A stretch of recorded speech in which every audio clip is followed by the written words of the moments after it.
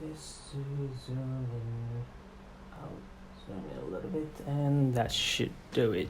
All right. You guys probably already seen an unboxing or video talking about this guy. This is the GW500 series. And also, I'm guessing you already watched the video I made about this watch as well, where I did mention or did show to you guys how this watch is damaged or have a little bit of issues on the display panel. Basically, I was able to fix this, but I'm gonna need to use a part taken out from this G-Shock watch. That's the reason why I did that, and one of it because the retail price for this specific model is much more expensive than getting this. So I'm getting a lot over here. So if I fix this, I actually gain a lot more than I fix this one instead. Anyway, enough talking about this guy. Let's go back to this G-Shock watch. The reference number for this model is the GW-700TDJ-8JF. Released in only one colorway, that is in gray, since it is made out of titanium. It was released way back in the month of May in the year 2004. Retails at 40,000 Japanese yen. This guy retails at 26,000 Japanese yen in the year 2002. So I gotta say this guy was inspired by this, but they actually improved a little bit more by making the whole package in titanium instead of stainless steel. If you hold both of this on hand, despite this being made fully in resin, partially metal, it feels a little bit more heavier than holding onto one of this, despite this watch is fully metal. Pretty cool, right? So that's the good thing about titanium G-Shock watches. Really lightweight, really comfortable. And that's why I'm wearing this one on my hand and other G-Shock watch over here for the Modmaster. I gotta wear two G-Shock watches really because I don't have the time to test them. I've been unboxing a lot of G-Shock watches, so I cannot just wear a single watch and throughout a whole week and then swap to another watch and wear it again. It was really time consuming. I need to wear both so I could make a proper review and give you guys my feedback over time after I wear any G-Shocks at all, this, or even this guy.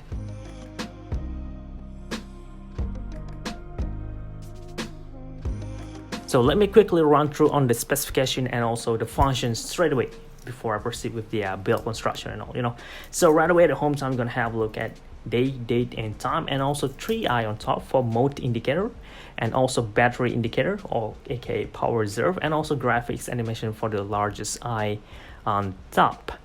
Alright, that's it. Next is obviously, since this is a G-Shock, this is indeed shock resistant. You could throw this anywhere you want and it still be working just fine. Next is the glass. At the front is mineral glass. That is not sapphire at all. Next is 20 bar water resistant. The bezel case consists of titanium metal at the front. The side is resin. So for some reason they just don't want to fully make this in titanium, unlike how they did it on this Frogman. They could make that, but they just don't want to do so for some reason. Anyway, next is a solid watch band. Really good watch band. You can actually feel the build quality, even I believe over 15, almost 15 years old now, still holding up very well. Barely any sign of scratch or crack or even rust at all. So that's the perks of using titanium. You could sweat, you could use this anywhere. It's not gonna rust as easy compared to when you're using stainless steel. Anyway, it is solid band and single clasp watch bracelet. There it is. You could do this as well. Press it and it will unlock right away. And this part is really solid and also made out of titanium with titanium base sign at the bottom of this layer. So that's pretty cool as well. You could adjust this fairly easily by just pushing the pin in there, take it out and use other bracelet. But keep in mind, this is titanium. You can't just easily get a titanium bracelet out there. And it is again made by G-Shocks themselves, so you can't just buy this out there as well, at least in this exact same profile, Anyway, moving on to the function. First of all, when you press the mode button, you will enter the mode called the world time, 30 cities, 29 time zones with daylight saving time setting. Next is recall, where you could register in timestamp in here and recall it back just in case you want to record a specific day, date, and time, and then you could do that as well, up to 30 pieces of timestamp informations. Moving on, there's alarm, 5 alarm including snooze and also a signal. Next is a stopwatch, 1/100 seconds precision, ranging all the way to 24 hours, while at the same time have the ability to keep timekeeping at the bottom display down there. So pretty cool as well. Moving on, back to home time, and that's pretty much it in here for the mode. Keep in mind this guy is tough solar, so you don't have to swap the battery at all.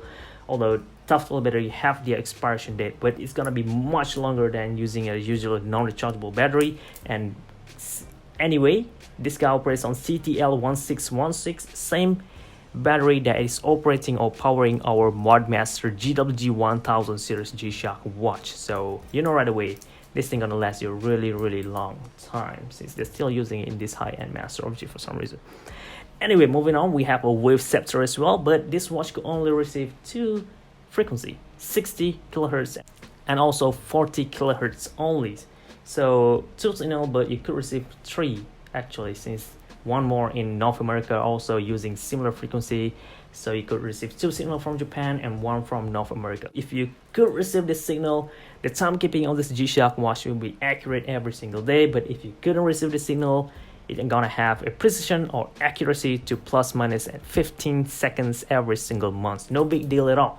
Again, back to the solar panel part. If you leave the watch after a full charge at night time and you keep using it over time, the battery could last you all the way to 6 months.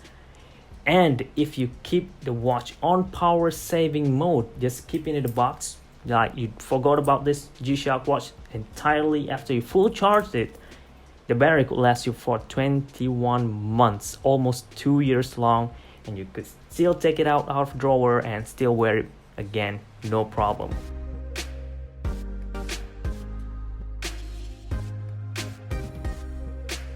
Those are all the incredible things, the positive part about this G-Shock watch. Let me tell you the downside of this model. The construction of this G-Shock watch, for some reason, I don't know why, they have a little bit of issues in the circuit board in there. So I'm guessing that is why Casio discontinued this G-Shock watch. If you watch my G-Vlog video, I did show you guys that this watch will end up looking like this. Cannot find the reason is probably some technical things need to be involved here, but basically the display panel went faded over time for some reason. Not sure if you guys even noticed. Look at the day display down there. Yeah, it's gonna end up looking like that. And so this watch is not absolute toughness yet. So that's why Casio G-Shock keep evolving, making more and more G-Shock, like the GW5000 for example. That one is much better than this. The watch band was locked with a screw bar on the side, similar construction as the GD400 or the MTG series G-Shock watch that we got today. So you know right away this part gonna last you really while, except for this resin part down here. I don't know why they make this, man. They make the bezel in metal, they make the watch band in solid metal, but they make the adapter that connect the casing or the lug to the watch band in resin. This part not gonna last you forever. I've seen the G-Shock vintage watch before where this part cracked and destroyed, and you cannot get any replacement parts at all regarding this part over here, unless you buy another used watch and use the watch and scrap for parts and add it in there and you will find. But you cannot find any more parts, these crucial parts brand new today, unless you're lucky enough. Anyway, moving on, this watch have an EL backlighting that will glow for about 2 seconds in blue-green colorway with auto light feature as well. So you got your timekeeping cover even in the dark, so that's pretty cool in my opinion. And that is as far as the function that I could see in here. Before I put this watch on, let's have a look on the backplate. We are gonna have a look at Casio 2689 module GW-700TDJ titanium back made in Thailand ER. Water resist to also 20 bar and a stamp of the J shock resist and also shock absorbing structure. So this is a really solid watch and it's being named the J. You know right away, this is from the high-end series, the Master of G of the early 2000s.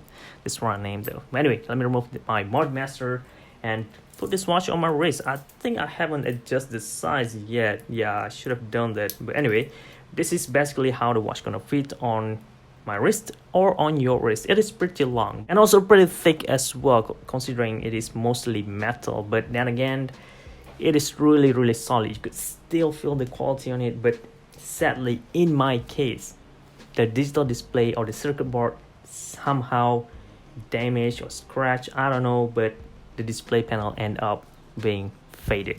If you guys really found this video useful, I would appreciate it a lot if you guys would check out my Patreon page. Send me some donations. I really need one. I mean, it's gonna be very helpful to the growth of this channel so that I could get more and more G-Shock watches, especially those brand new ones. But for now, that's it. Please leave a like and don't forget to subscribe to see more contents like this coming up in the future.